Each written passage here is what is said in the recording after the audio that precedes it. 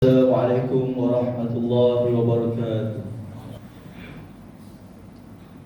الحمد لله القائل أعوذ بالله من الشيطان الرجيم شهر رمضان الذي أنزل فيه القرآن هدى للناس وبينات من الهدى والفرقان أشهد أن لا إله إلا الله وحده لا شريك له وأشهد أن سيدنا محمدا عبده ورسوله اللهم صل وسلم وبارك على سيدنا محمد وعلى آله وصحبه أجمعين أما بعد فيا أيها المسلمون اتقوا الله أوصيكم وإياي بتقوى الله فقد فاز المتقون قال الله تعالى يا أيها الذين آمنوا اتقوا الله حق تقاته ولا تموتن إلا وأنتم مسلمون. Muslimin yang dirahmati Allah Subhanahu wa taala sekalian, saya menyeru agar kita bersama-sama meningkatkan ketakwaan kita kepada Allah Subhanahu wa taala dengan melaksanakan segala perintahnya dan meninggalkan segala perkara yang dilarangnya. Marilah kita memberi sepenuh tumpuan kepada khutbah yang disampaikan. Janganlah berbual-bual dan berleka-leka dengan telefon bimbit. Semoga kita mendapat manfaat daripada khutbah yang disampaikan ini.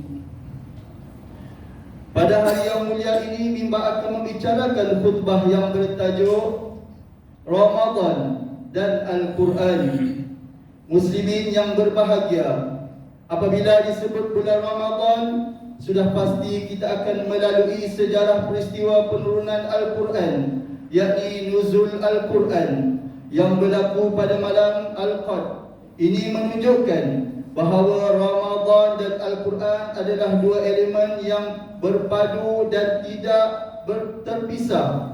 Penurunan Al-Quran berlaku dari Lauh Mahfuz ke Baitul Izzah, yakni langit dunia. Seterusnya diturunkan kepada Rasulullah SAW secara beransur-ansur selama 23 tahun mengikut keperluan atau keadaan tertentu.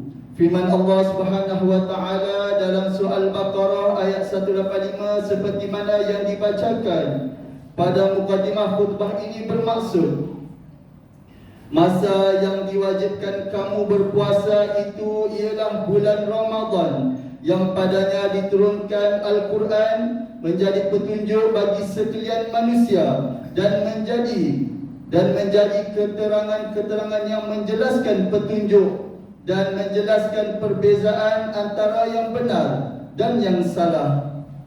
Peristiwa penurunan Al-Quran telah berlaku pada malam Al-Qadr, satu malam yang mulia dalam bulan Ramadan yang mempunyai kelebihan berbanding malam-malam yang lain.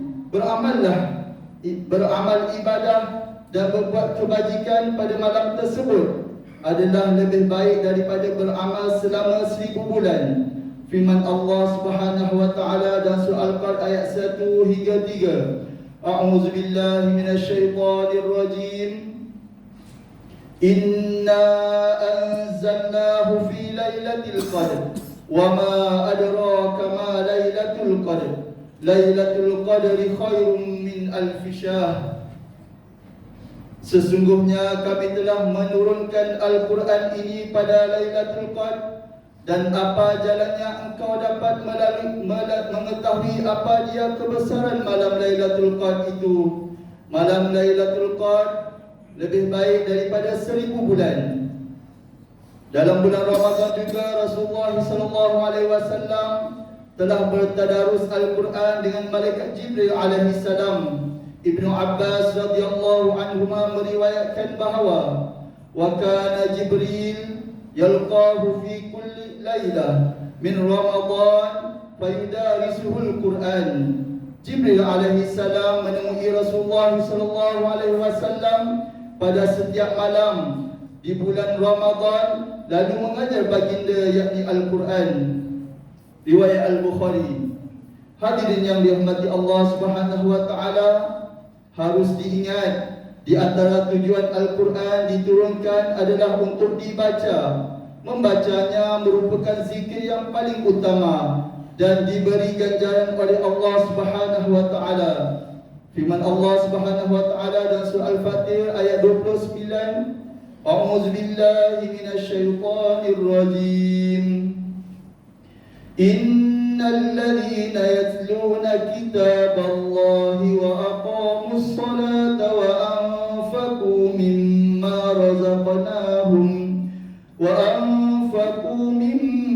razaqnahum sirran wa 'alaniyatan yarjuna tijaratan lan tabur.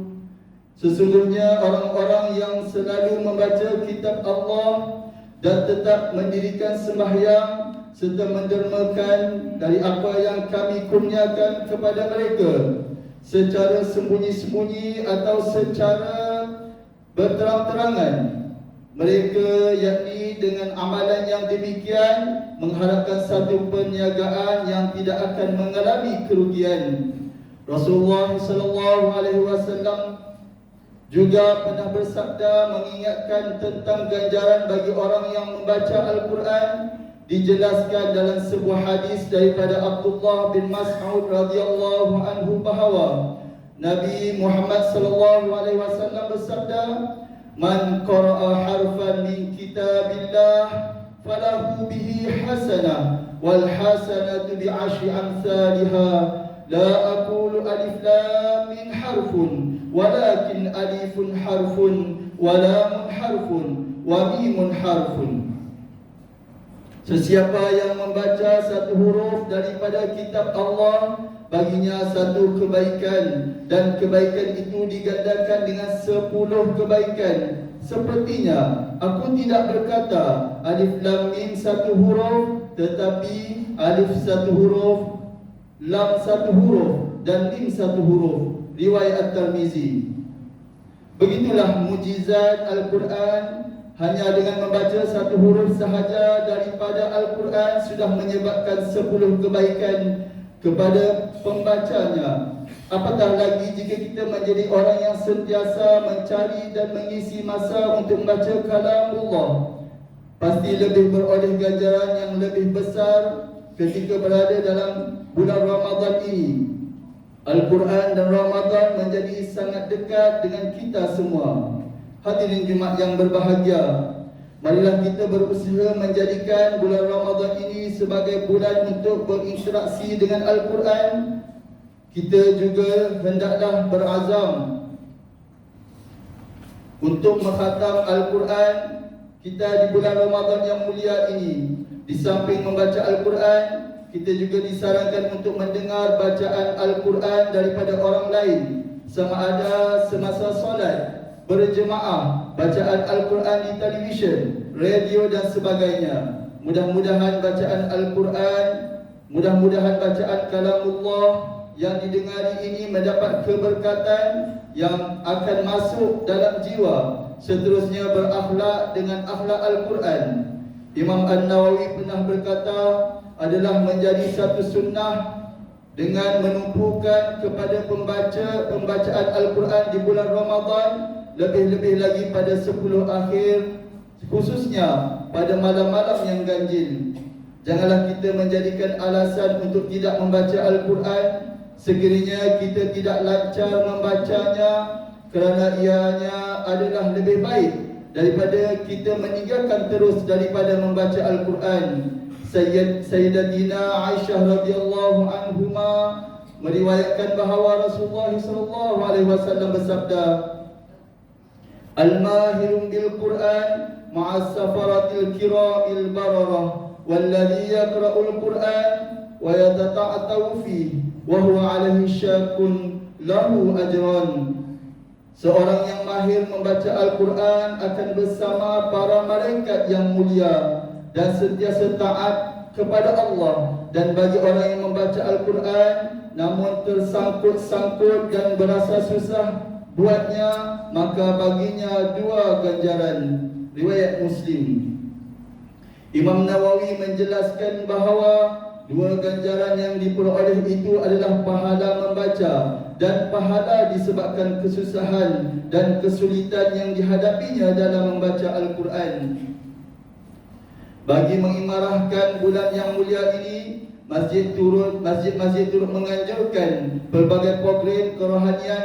Antara yang selalu diambil perhatian adalah program tadarus Al-Quran yang dijalankan pada setiap malam selepas solat sunat tarawih. Program khatam Al-Quran kebiasaannya turut diadakan pada minggu-minggu terakhir Ramadan, termasuk di masjid, surau, pejabat, institusi keagamaan dan sebagainya. Marilah kita merebut peluang keemasan ini untuk bersama-sama berada dalam kumpulan yang sentiasa dinaungi para malaikat.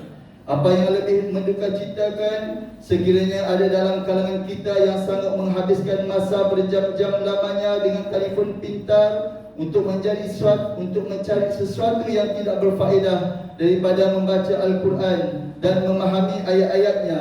Ramai juga di antara kita yang sudah berpuluh-puluh tahun membaca Al-Quran tetapi tidak berusaha untuk memahami ayat yang dibaca, khususnya surah Al-Fatihah dan ayat-ayat lazim yang dibaca setiap hari dalam solat maupun di luar solat. Firman Allah Subhanahu wa taala dalam surah Al-Muhammad ayat 24, afala yatadabbaruna al-Quran am ala qulubin aqfaluha. Setelah diterangkan yang demikian, maka adakah mereka sengaja tidak berusaha memahami serta memikirkan isi Al-Quran, ataukah telah ada di atas hati mereka kunci penutup yang menghalangnya daripada menerima ganjaran Al-Quran? Oleh itu, khatib ingin menasihatkan diri sendiri dan para jemaah sekalian agar menjadikan bulan ini sebagai bulan membaca Al-Quran dan memahami ayat-ayatnya. Salah satu cara adalah dengan bertadarus Al-Quran bersama ahli keluarga atau bertadarus bersama-sama dengan para jemaah di masjid atau di surau dan saling memperbetulkan bacaan di antara satu sama lain. Ambillah peluang di bulan yang mulia ini untuk kita menambah pahala amal ibadah kita yang akan kita bawa selepas meninggalkan dunia nanti. Ingatlah, tidak ada kepastian tidak ada kepastian yang kita akan bertemu lagi dengan Ramadan akan datang. Muslimin yang dirahmati Allah sekalian, bagi mengakhiri khutbah ini, marilah kita semua mengambil pengajaran terhadap perkara-perkara berikut.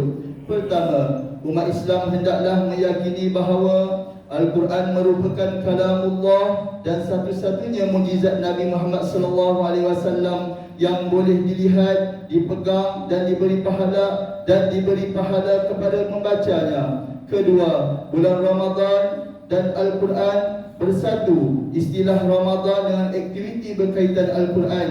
Ketiga, umat Islam hendaklah sentiasa belajar membaca Al-Quran dan berusaha untuk memahami, mengambil pengajaran dan menjadikan sebagai asas dalam semua aspek kehidupan kita.